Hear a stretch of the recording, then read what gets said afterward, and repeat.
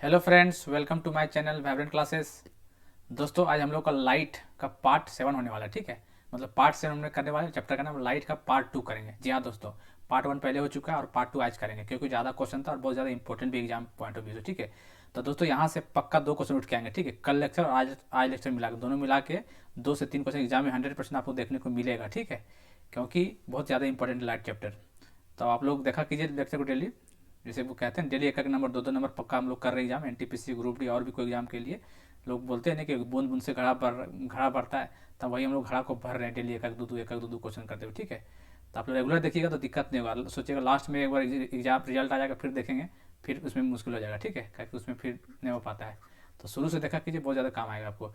और हम लोग अभी स्टार्ट किए हैं शिफ्ट वाइज और डेट वाइज जो एग्जाम सीबीटी और एनटीपीसी जो सीबीटी 1 हुआ था ना, शिफ्ट वाइज और डेट वाइज क्वेश्चन एनालिसिस करने लगे हैं। ठीक है, तो आज हम लोग किए 30 जनवरी सेकंड शिफ्ट का आज हम लोग किए। ठीक है, तो डेली एक शिफ्ट करेंगे हम लोग। तो आप लोग जुड़ जाइए जितने चैनल से हो सके तो, क्योंकि बहुत ज़्यादा फायदा होगा, यकीन मानिए। चलिए बाकी क्या बोले आप। चलिए, N T P C C B T 2 group D N C R T based करते हैं हम लोग क्वेश्चन। बहुत इंपॉर्टेंट पार्ट है ये। पार्ट 7 लाइट पार्ट सेकंड होने वाला है। ठीक है, फिजिक्स का पार्ट 7 है आज। ठीक है, लेकिन लाइट का दूसरा पार्ट है ये। ठीक है, लास्ट ही पार्ट है लाइट का। चलिए, human eye is most sensitive to visible light of the wavelength. कौन सा वेवलेंथ है? बहुत इंपॉर्टेंट क्वेश्चन है, याद रखिए। Direct 5500 angstrom. कितना? 5500 एंगस्ट्रॉम। एंगस्ट्रॉम पता है? 10 के -10 वाला। ठीक है, एंगस्ट्रॉम वेवलेंथ का यूनिट होता है। ठीक है, याद रखिए। चलिए, the colour of the star is indication of. देखो क्वेश्चन बहुत इंपॉर्टेंट है, जो पीसी में आया हुआ 3 बार आया हुआ है। यूपीएससी में भी क्वेश्चन आया हुआ है, बीपीएससी में भी क्वेश्चन है, यूपी पीसीएस में भी ये क्वेश्चन आया हुआ है। ठीक है, बहुत ज़्यादा इंपॉर्टेंट है अपने आप में। क्या करता है? टेम्परेचर को इंडिकेट करता है। ठीक है, याद रखिएगा टेम्परेचर को। The diffusion of the light in the atmosphere takes place due to. Diffusion देखिए, ये जेपीएससी 2013 में आया हुआ पीरी में ये question. Diffusion of light in the atmosphere takes place due to carbon dioxide, dust particles, helium, water vapour. तो dust particle is the right answer. जितना भी क्वेश्चन का सब इंपॉर्टेंट है, एग्जाम में आए हैं और आने वाले भी यही सब है। उठ के लाइट से क्वेश्चन आएगा तो इधर से आना है उठ के। The colour of the light is determined by. Colour of the light is determined by amplitude, wavelength, intensity, velocity. तो वेवलेंथ से डिटरमाइन करते हैं कलर को। ठीक है, the light with the shortest wavelength. Shortest wavelength आपको बताए थे कल क्लास में, बिग व्यूर, VIBGYOR। ठीक है, ये नहीं बताए थे? लेफ्ट से राइट रहता है वेवलेंथ बढ़ता है। देख लीजिए शॉर्टेस्ट किसका है? वायलेट का है, तो वायलेट हो जाएगा। मैक्सिमम पूछेगा रेड हो जाएगा। The sun is visible to us a few minute before. ठीक है, द एक्चुअल सनराइज। समझ रहे हैं? सन डूबने से पहले कुछ दिन मतलब पहले से डूबने से, क्या बोलते हैं इसको? The sun is visible to us, पहले दिखाई देता है डूबने से पहले। ठीक है, तो किसके कारण होता है वो? क्योंकि रिफ्रैक्शन ऑफ लाइट। क्या होता है? रिफ्रैक्शन के कारण होता है। ठीक है, याद रखिएगा, रिफ्रैक्शन ऑफ लाइट के कारण sun is visible to us a few minute before the actual sunrise. ठीक है, इंपॉर्टेंट क्वेश्चन है ये। चलिए, the sun and the moon appear elliptical. ठीक है, the sun and moon appear ellipticals near the horizon because of refraction, optical inclusions, interference phenomena, their actual size. ठीक है, तो चलिए ये क्या होगा? इसका आंसर रिफ्रैक्शन हो जाएगा। Red light signal is use as a danger signal because, क्योंकि red light is scatter least. This is comfortable for eyes, नहीं। It produces least chemical reaction, नहीं। It is a least absorb, नहीं। देखिए आपको बताए थे VIBGYOR। ठीक है, ये क्या कहता है? इधर से वेवलेंथ बढ़ता है और जो स्कैटरिंग कैपेसिटी कम होता जाता है। ठीक है, तो रेड का स्कैटरिंग कम होता है। प्रिज्म वाला पढ़े होंगे आपने, ऐसे करके जाता है, ऐसे जो आता है ना, देख रहे हैं इधर VIBG और रेड, यहाँ स्कैटरिंग कम हो रहा है। देखिए कम मुड़ रहा है यहाँ से। ज़्यादा स्कैटरिंग किसका है? इधर देखिए वायलेट ज़्यादा मुड़ रहा है, यहाँ से ज़्यादा मुड़ रहा है। इसका मतलब रेड का स्कैटरिंग कम होता है और वेवलेंथ ज़्यादा होता है, इसीलिए रेड हम लोग यूज करते हैं सिग्नल के लिए। The sky appear blue due to, क्यों? Blue scatter is scattering most, blue का स्कैटरिंग ज़्यादा था इसलिए ब्लू दिखाई देता है। The sun appear red during sunset.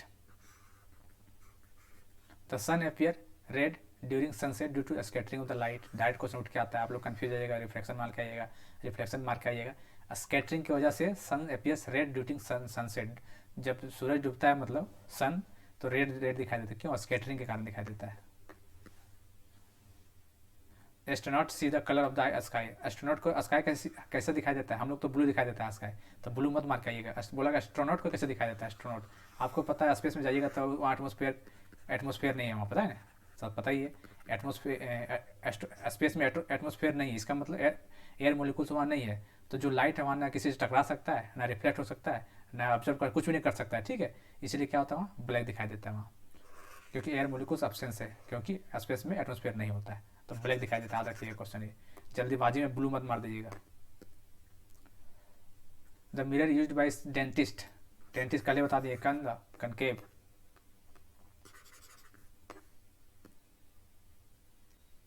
The image form by the astronomical telescope, कौन सा कैसा इमेज फॉर्म होता है, वर्चुअल होता है और बड़ा होता है, कैसा वर्चुअल और बड़ा। टेलीस्कोप वर्चुअल और बड़ा का मैग्नीफाइड मतलब बड़ा होता है ना, और वर्चुअल, तो ये बी ऑप्शन हो जाएगा।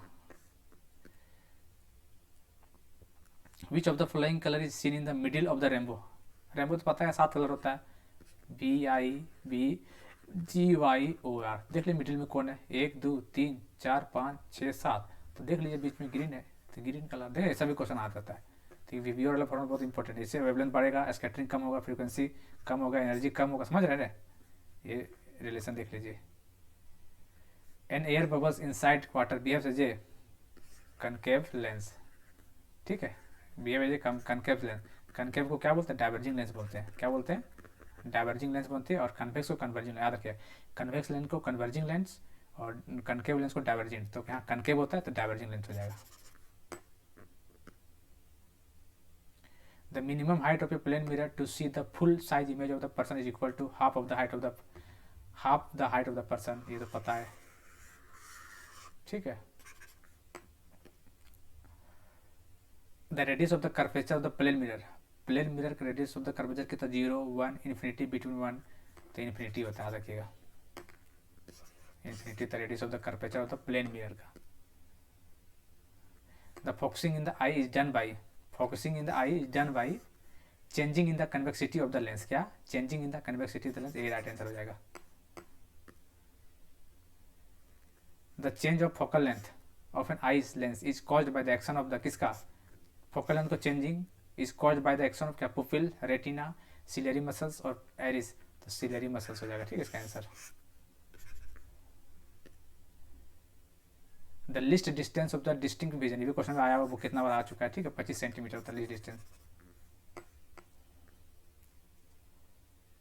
The power of a lens is measured in dioptre, power क्या होता है, 1 अपॉन फ्रीक्वेंसी, यहाँ 100 रहता है सेंटीमीटर में जो होता है, डायोप्टर इसका यूनिट होता है।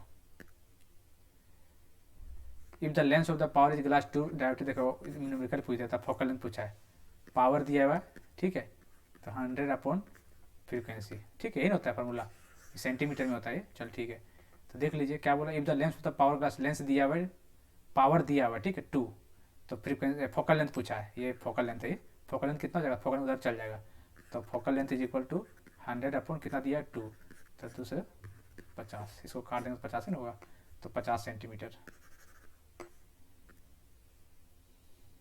In human I image of the object format, image कहाँ, ह्यूमन आई और इमेज कहाँ बनता है, रेटिना पे बनता है, सबको पता है रेटिना पे इमेज बनता है।